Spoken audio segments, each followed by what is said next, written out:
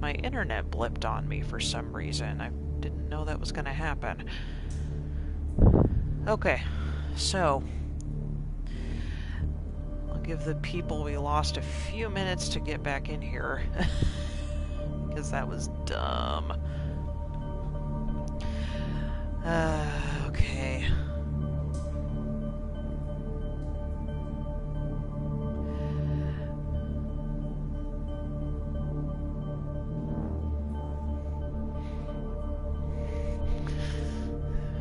Alright. Just as the story was getting good, too. Shoot. Alright, I see we've got someone joining us again. Thanks for jumping back in. Go ahead and throw a comment in there so that I know you can hear me.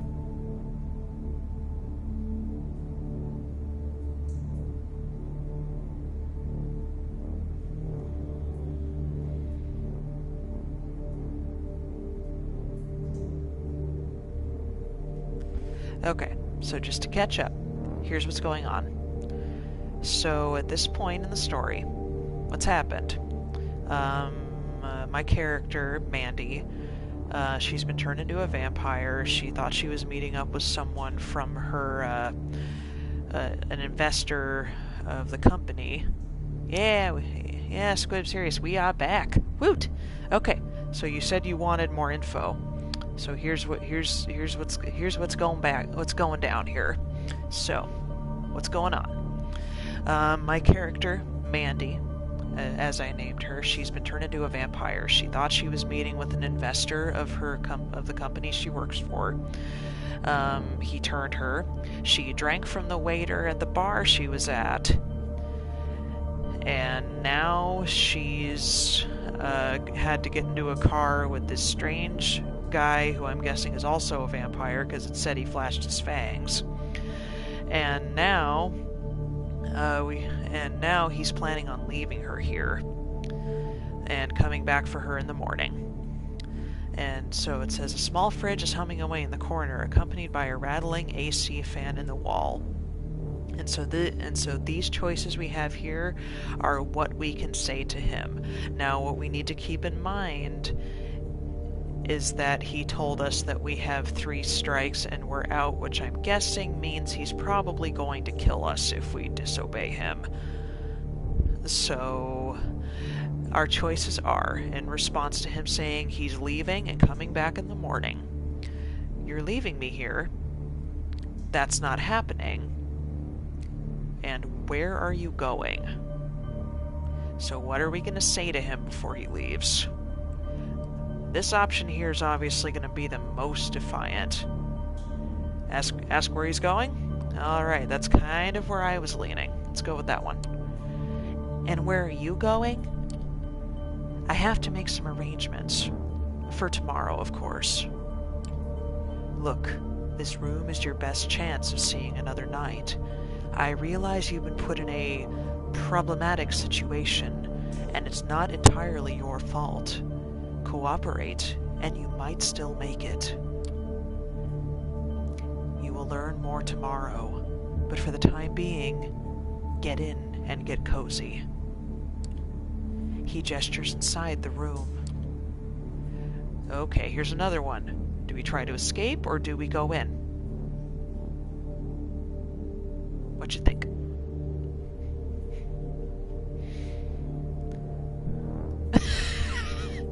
He totally does look like Keanu Reeves, doesn't he? I mean, you're not wrong. You're definitely not wrong.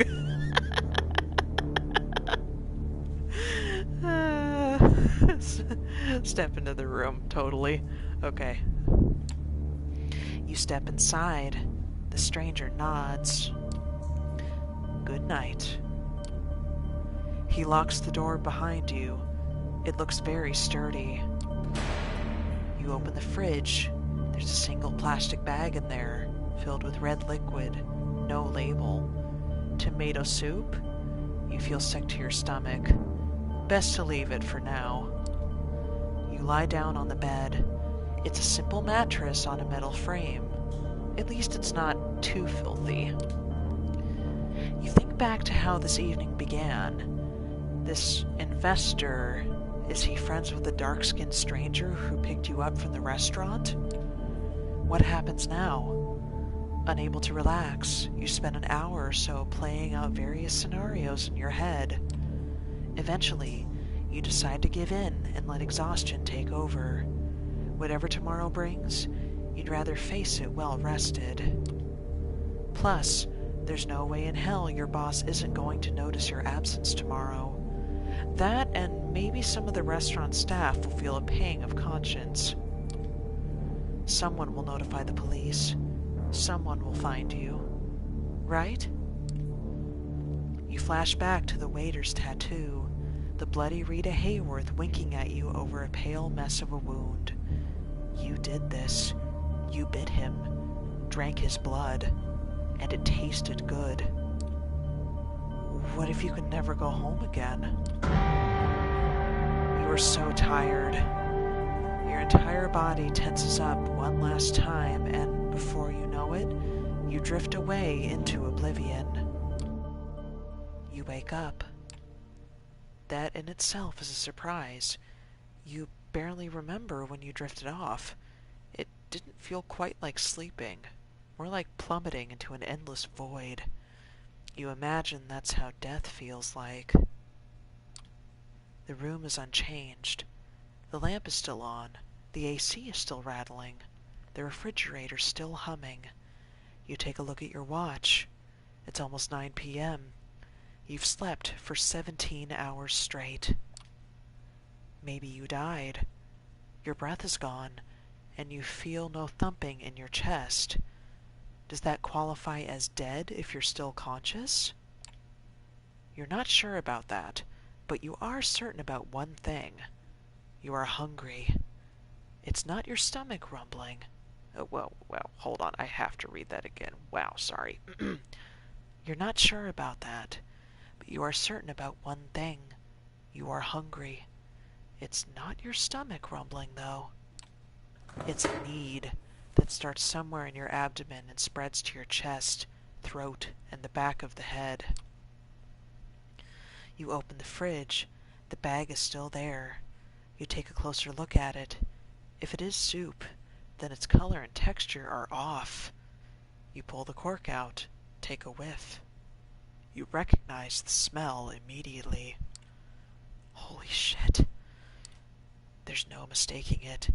It's bagged blood.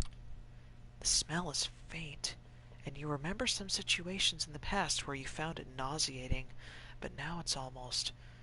No, not almost. It is enticing. Oh boy. Okay, this looks like an important decision. Do we put it back? Or do we drink it? What do you think?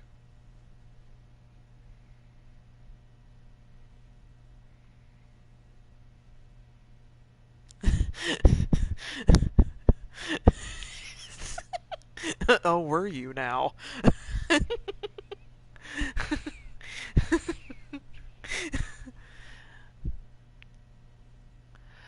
Yeah, I definitely think we should drink it too. It's probably going to result in some sort of crazy fucking bloodlust craziness or something otherwise. Yeah, we'll drink the blood. It feels wrong, but right now, there's barely anything in your life that doesn't. To hell with it. You pour a bit of the liquid into your mouth. It tastes like shit. It's coppery, thick, and clings to your tongue and the inside of your mouth like a film of dirt. You swallow hard regardless. The taste is foul, but somehow you kind of want more of it. As you take a second sip, sucking the blood out of the bag, you feel something pull on your insides. You double over. You're going to barf. You instinctively cover your mouth, looking for a place to vomit. Before you find it, a dark red wave washes over your hands and fingers. It hits the floor, splattering in huge, thick drops. You keep heaving for a moment longer. Nothing is coming out. Not blood, not bile, not even spit, but still something in your body wants to push it out. Push it all out. Every last drop. Walmart brand blood pack. Yeah, if there are any vampires watching this, don't buy your blood bags at Walmart because that's a really fucking bad idea. Don't do that.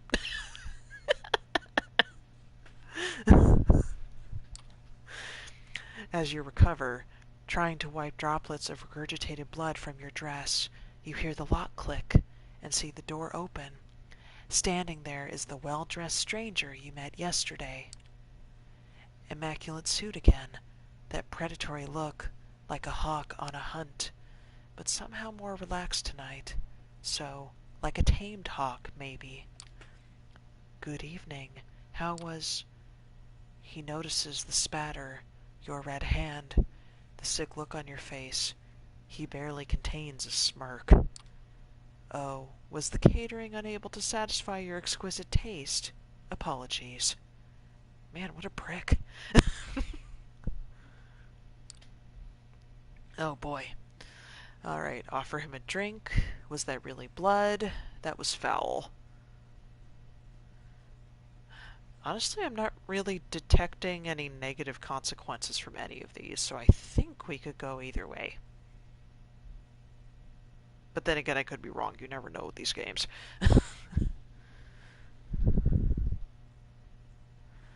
Alright, what do we think? Do we offer him a drink? Ask him if that was really blood, or tell him how gross it was?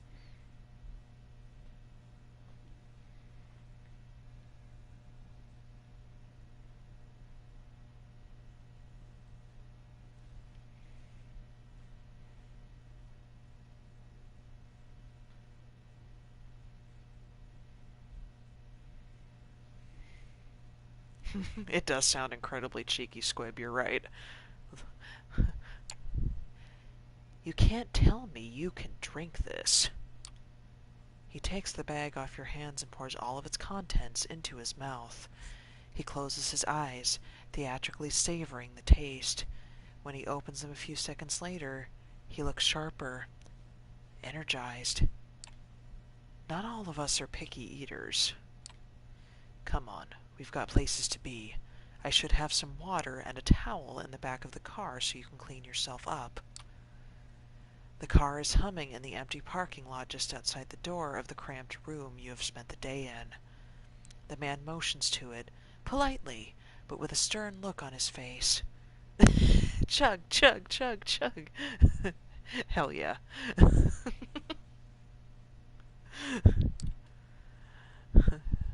Oh god. Okay.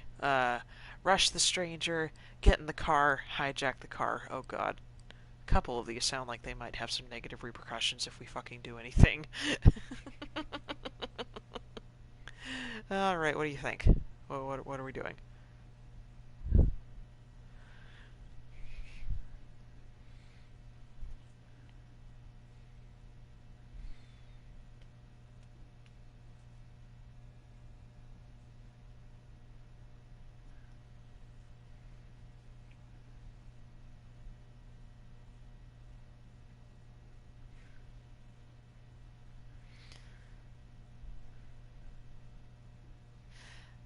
Alright, what do we think? Just play along with him?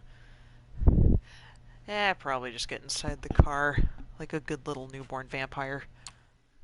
It's not like I have a choice, right?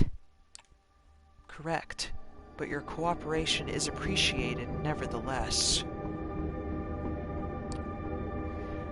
You take the back seat again. The doors lock. The stranger takes the wheel and starts the car. You drive in silence for a while.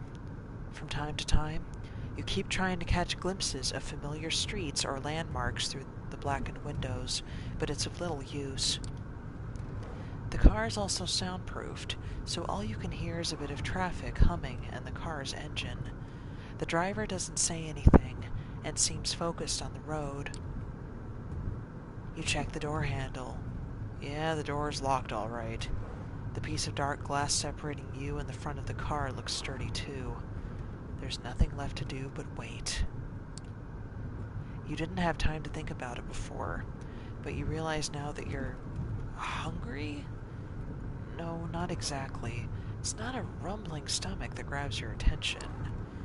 It's a need that starts somewhere in your abdomen and spreads to your chest, throat, and back of the head. You become restless. This is essentially a kidnapping. Whatever this guy says about its purpose, it doesn't change the fact that you're being held against your will, and you're not used to following orders when you can't delegate them to somebody else. You feel a need to get a semblance of control over the situation, so you decide to prove yourself useful. Alright, I know people in high places, I have a worthwhile skill set, I can get you a lot of money. Alright. What do we say here?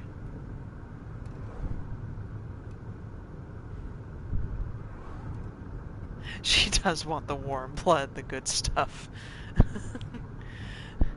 Now, which one of these should we go for?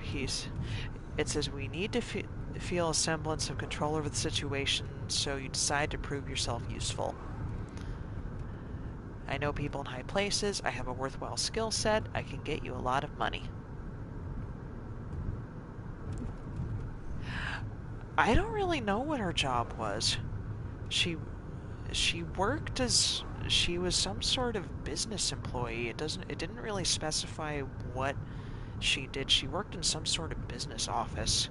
It didn't really specify what it was she was doing. So unfortunately, I'm not sure.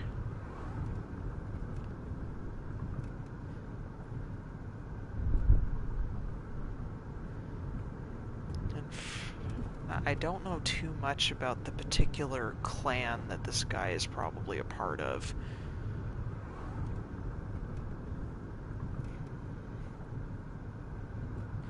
I mean, personally, I don't think she's in a position to get them a lot of money. That's just me.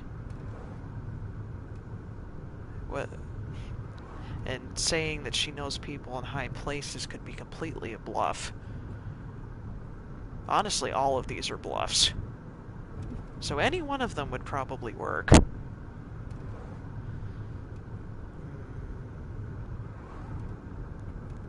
What do we think?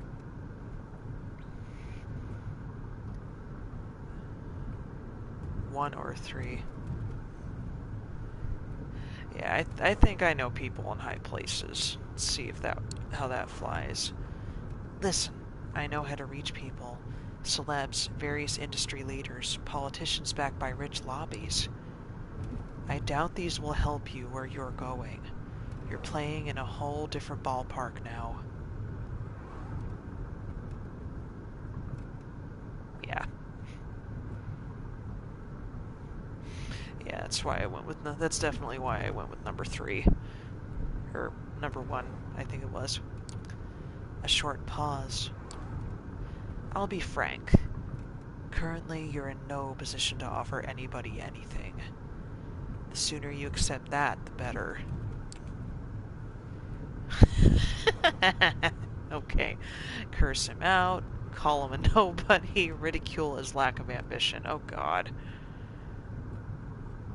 All 3 of these are obviously insults. So which one is going to get us in less trouble, probably?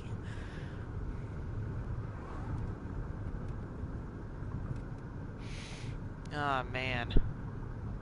So basically, this entire decision is us insulting him. Some of these sound a lot... I know! These are all terrible. Every single one of these is an insult.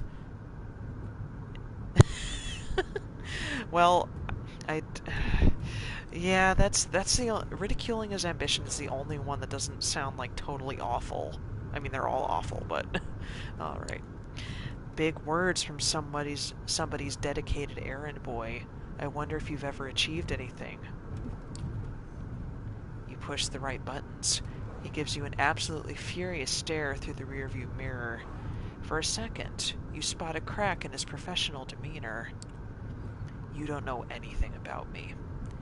You have no idea where I'm coming from or where I'm headed.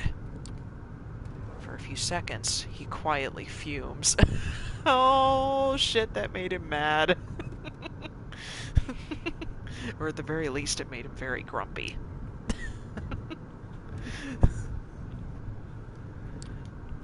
Your attitude won't help you make any friends, and in your current position, you definitely need some.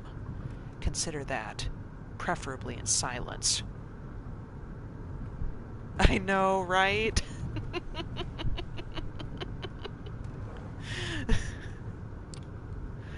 That dull hunger strikes again. The powerlessness hurts. You are used to people listening to you, or pretending to care about your demands at least. The driver doesn't play that game, and it annoys you to no end.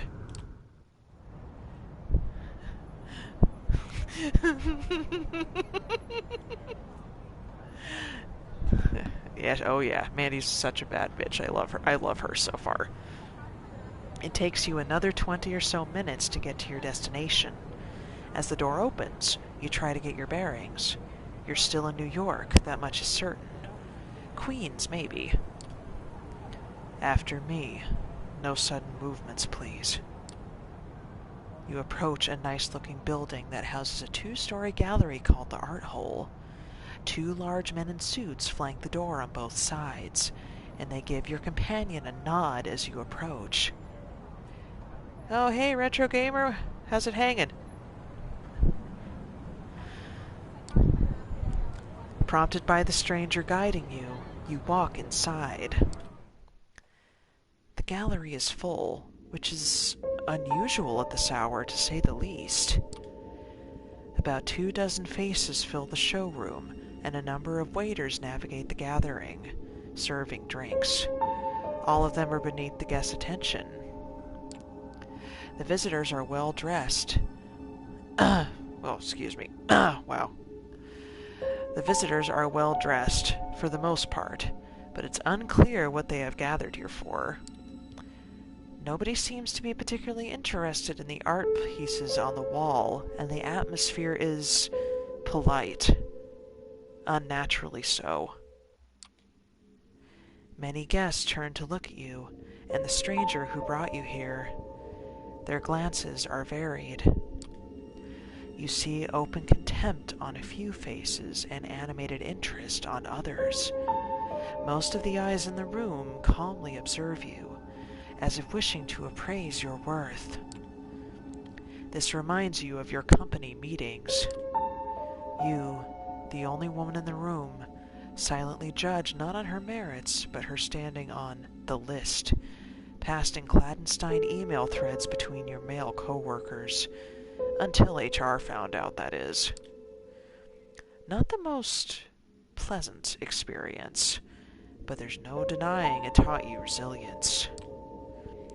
When others would cower, you now straighten up. When others would turn their gaze, you meet the eyes of the gallery's guests with confidence. Good evening, I'm not even sure how to say his name. Good evening, Quadir, and to you today. The noble, cold voice takes you out of your head and back to the situation at hand. The gallery, a crowd of strangers, you being brought here against your will. For what purpose?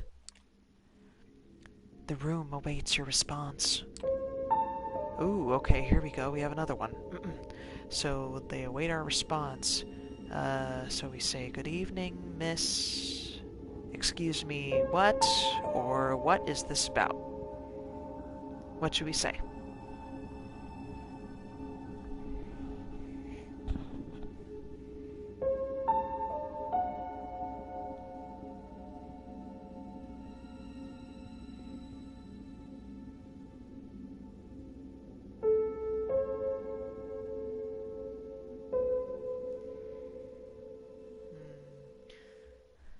I'm thinking inquiring as to what this is all about would make the most sense. I think that's where I'm gonna go. Unless anyone else has another suggestion.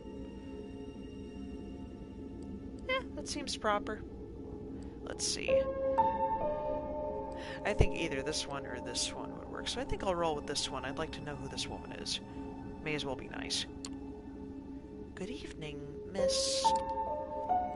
You are addressing the Prince of New York City, Helene Panyard, Childe of Michaela. Thank you, my sheriff, but I am capable of introducing myself. She is somewhat plain-looking and doesn't seem to possess a great deal of charm, but still the entire room is intently focused on her voice. She has influence over these people, that much is clear. You may address me as Prince Childe. Yeah, wow. You may address me as Prince Childe. I realize your introduction into unlife was abrupt, and I understand your sire left shortly after. The rules of our society dictate I punish you both for this transgression. A murmur of agreement, maybe, can be heard from the gathered audience. I think that's kind of like... I don't know if anyone's seen True Blood, but in True Blood, the sheriffs were kind of in charge of various districts in certain places, so I'm guessing it's like that. But yeah, I'm guessing this guy's probably got a similar position like that. That's what I'm guessing. But I am willing to listen to what our loyal sheriff has to say about the circumstances of your embrace first. I don't understand. Okay, here's another one. I don't understand. Remain silent. Embrace, is that a euphemism?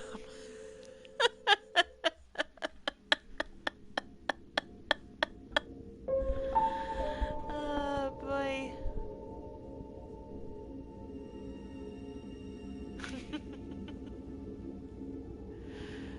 Oh, man.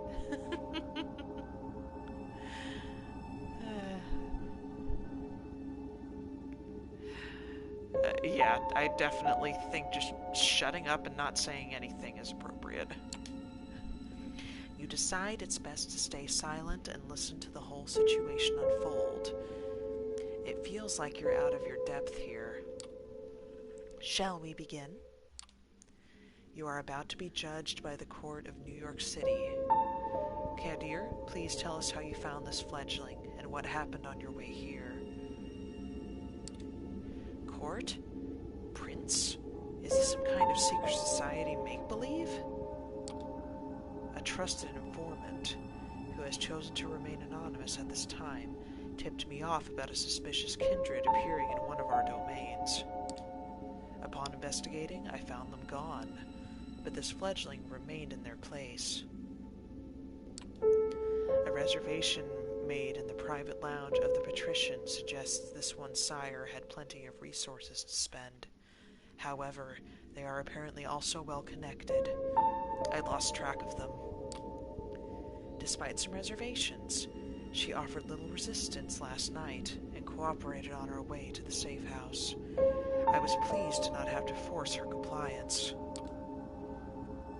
Opening the door to the safe house tonight, I was greeted by a most disturbing sight of her drenched in regurgitated blood. Apparently, the bagged supply we kept in the fridge was not to her liking.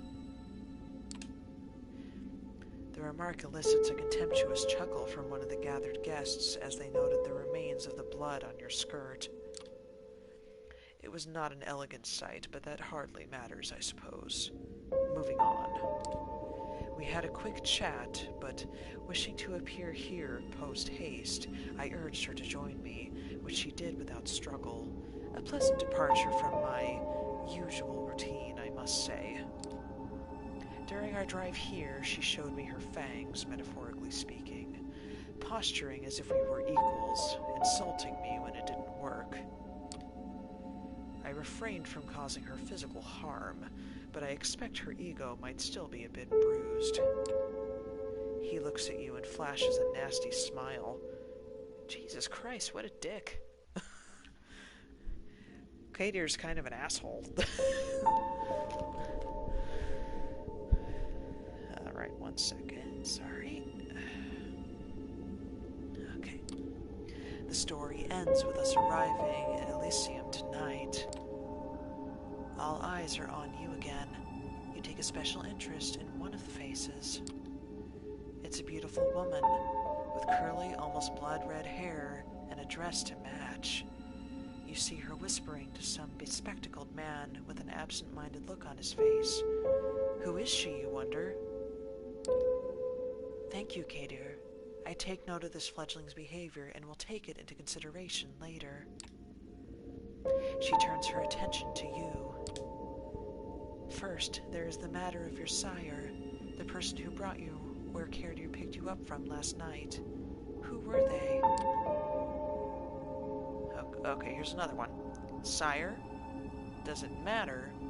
A handsome businessman. What do you think? Give you guys a couple seconds.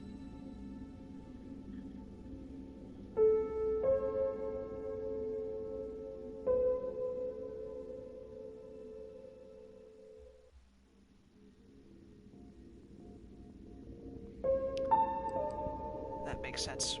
I definitely agree. That's a great one. An entrepreneur, acquaintance of my boss, I think. Good looking, pale blue eyes and some gray in his hair. Charming, abusive, cold son of a bitch. You feel tired and angry. This whole situation, spending the day in some underground parking lot, having to bear the looks of a room full of strangers. It's almost too much to take in stride. There's no reason you should take it all in stride. But you do, because if there's one thing your professional career has taught you, it's that.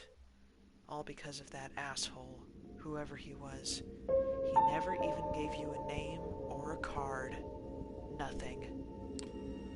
Well, Kadir, does that sound familiar? No, it does not. Or at least not familiar enough.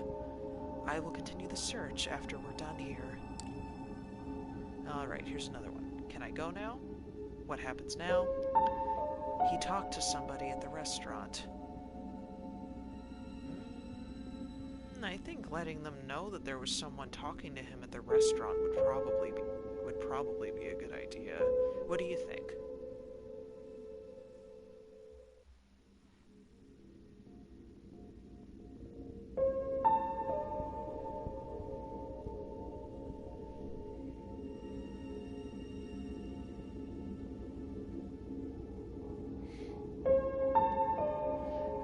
If they're planning on putting Mandy on trial, then I think her cluing them in on some of the things she noticed might help.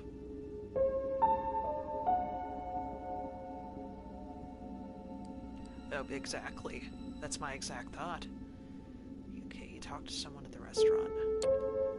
That man, he talked to somebody at the restaurant before he left. I can't remember what he said, but he wasn't alone. Maybe that's a lead you could follow. Did he now? That is interesting. I do hope the proprietor won't stay mad at us for losing one of his staff. It's almost like he knows the waiter's fate is still bothering you and takes pleasure in pointing it out. Yeah, this guy's a huge dick. Seriously. Thank you for that observation. I will investigate it later. What shall I do with the fledgling, my prince? What is your recommendation, my sheriff? The traditions are clear. Thou shalt only sire another with the permission of thine elder. If thou createst another without thine elder's leave, both thou and thy progeny shall be slain.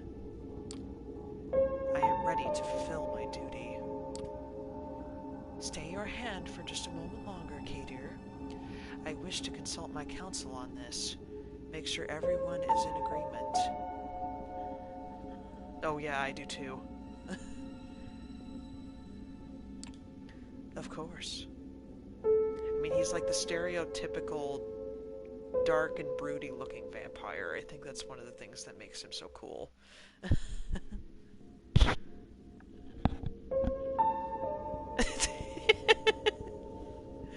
Yep. He seems strangely relieved. The prince leaves the main showroom, and a handful of people follow her out. You're about to ask this Kadir what all that talk of traditions and councils was, when the red-haired woman approaches the two of you. Sophie? Sheriff, I was wondering if I could have a word with the fledgling. What for? She lowers her voice in response. Come now, Kay dear, we all know what the verdict is going to be. Let me speak to them. You might not have to stain your hands tonight after all.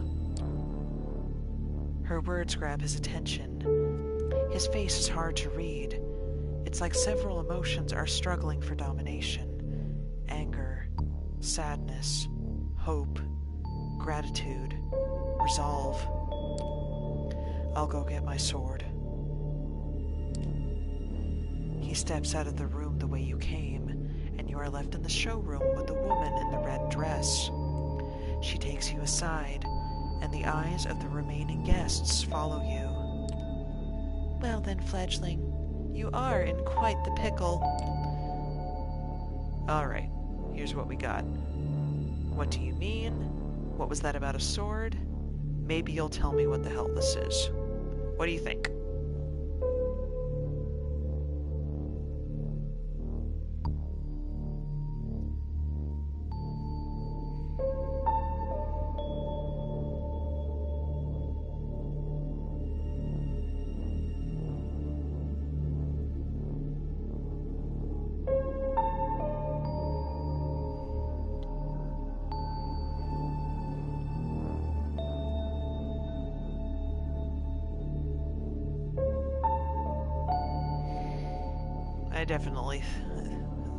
This woman definitely strikes me as very suspicious.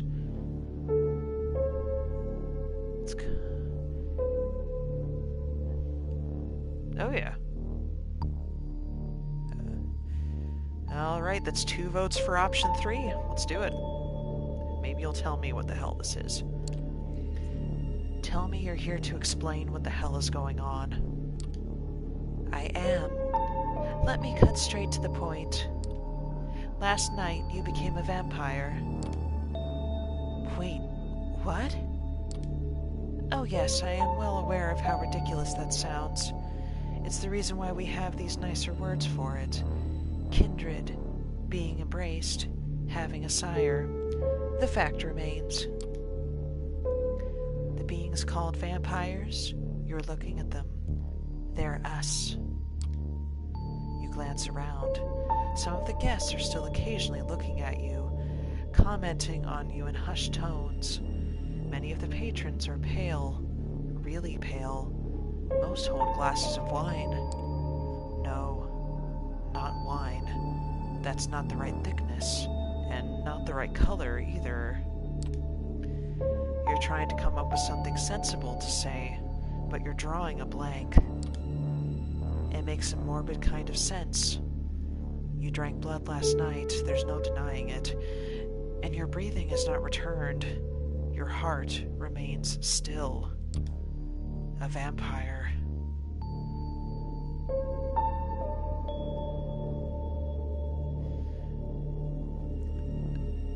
Yeah, she's definitely been in denial. For a bit here. 2 voices in your head start battling for supremacy. One of them slowly begins to put everything that happened since yesterday together, coming to a conclusion that no matter how insane it might seem, nothing but what she's saying makes sense. The other voice just keeps saying, what the fuck, on repeat. You're surprised. This is how often... Oh, God. Hold on. Let me try that again. You're surprised. This is often how it plays out by design. Kader deliberately keeping you in the dark and all.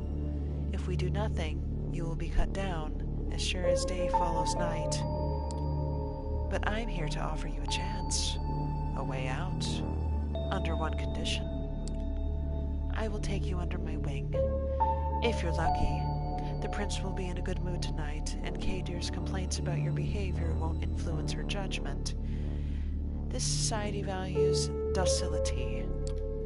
She might agree to this, but only if you swear fealty to me.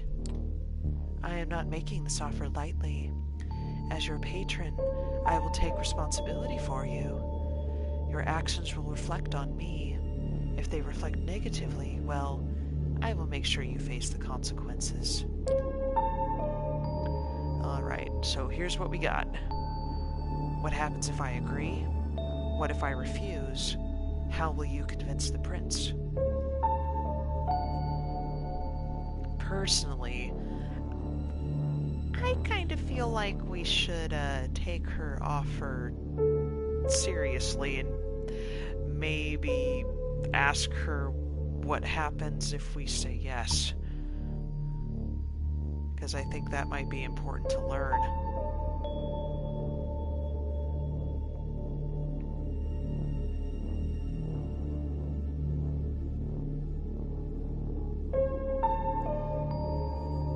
Yeah. A little bit.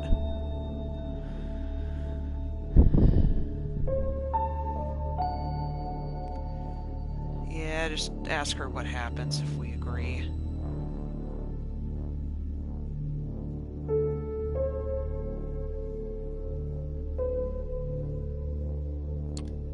Suppose I say yes. What happens then?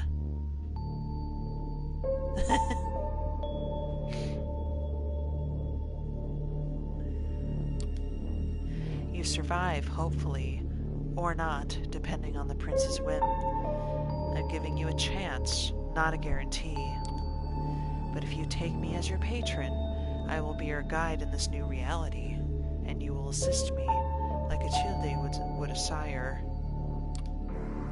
Steps and hushed voices can be heard from the side room. It seems the prince and her council are returning to the showroom. Kadir appears from downstairs as well and starts walking towards you. When you hear the verdict, ask to be spared. I will intervene. Remember my condition.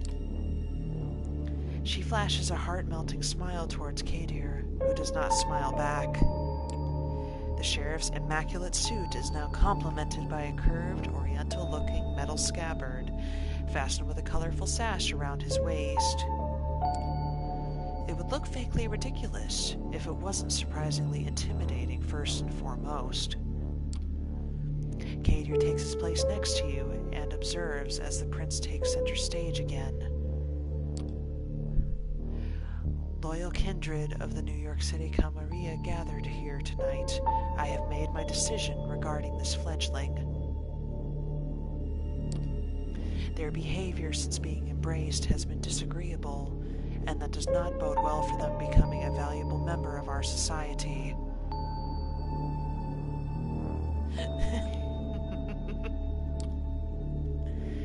You are all keenly aware that these nights we need to close our ranks and trust the wisdom of our elders and their traditions more than ever before. As our trusted sheriff pointed out, there can only be one course of action. Although I acknowledge some of my council's divergent opinions on this, she takes a look specifically at one of the people who left the room before, a somewhat plainly dressed, shy-looking man whose skin has a somewhat healthier tone. He bows his head in deference. I hold the final authority over this fledgling's fate, and I declare that while their embrace might be the sire's responsibility, in their absence it is their progeny that shall be punished. The sentence is final death, to be resolved presently. Kadir? You hear a scraping sound and see that the sheriff has unsheathed his curved sword. Uh-oh, this sounds like a problem. It is a beautifully detailed blade, which you expect must be worth a small fortune. Its apparent sharpness makes you freeze up. 2 outs, bottom of the 9th. Oh my god, this guy's a fucking baseball nerd. Also, that's incredibly morbid. The reason this is funny, you guys, in case you weren't here at the beginning, he casually says he's a Mets fan, so he's intentionally making a baseball pun here. That's why this is funny. His quiet mumble is audible to nobody but you. As his eyes meet yours, you note just a hint of sadness in his countenance, one that quickly vanishes to give way to grim determination. And he's out to bat. Oh god, he's still on about the baseball puns. You will not get another chance to speak up.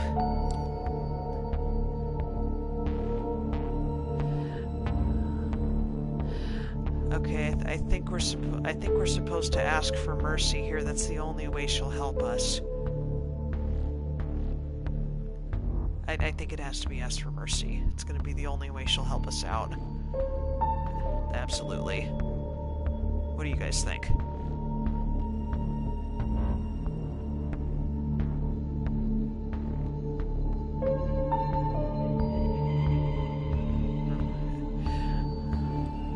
That's fair. You meet the red-haired woman's gaze. She's looking at you expectantly. You sink into despair.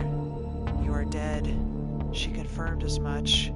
And now you're expected to become a slave? Your life is over. That's all there is to it. Whatever this nightmare is, it's time for it to end. Maybe it's all just a bad dream, waiting for you to wake up. The blade slashes through your neck in a single clean cut. Oh shit!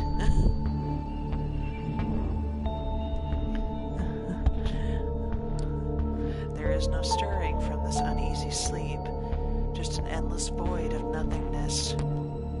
An endless void of nothingness. An endless void of nothingness.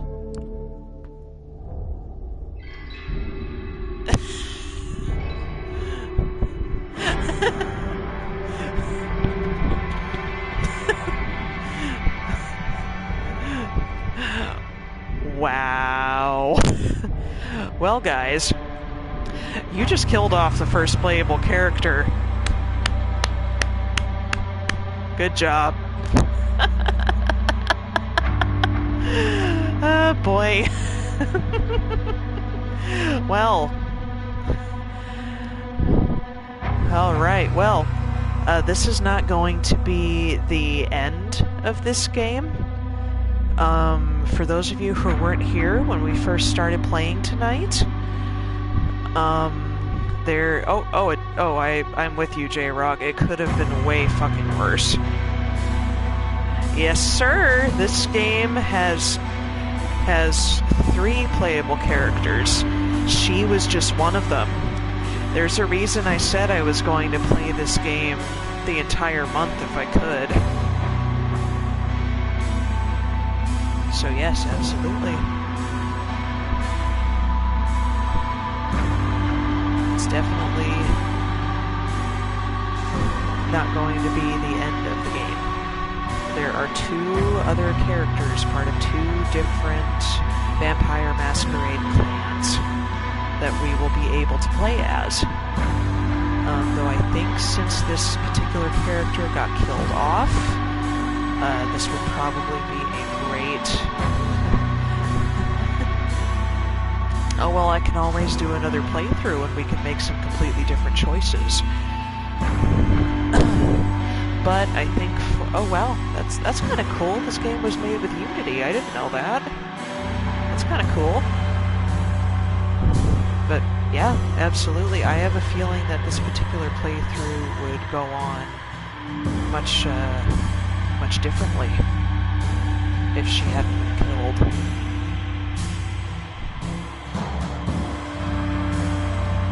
But yeah, there are 2 other characters.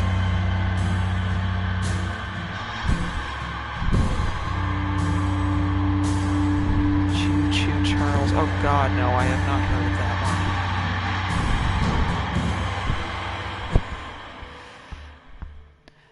Alright, well, that is the end of the stream. For those of you who stuck with me the entire time tonight, thank you so very much. There are 2 other playable characters, and starting tomorrow we will play one of the other 2. So thank you all so very, very much for watching, and I hope you all have a wonderful, wonderful night.